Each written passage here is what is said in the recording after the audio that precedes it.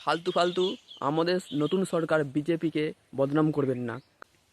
Petrol ডিজেলের দাম বাড়ানো হয়েছে কারণ যাতে আপনি সাইকেল চালান এবং আপনার শরীর থাকে ফিট। বলেন কি? গ্যাসের দাম বাড়ানো হয়েছে কারণ যাতে আপনি একটু কম খান এবং আপনার হজম ক্ষমতা থাকবে সঠিক।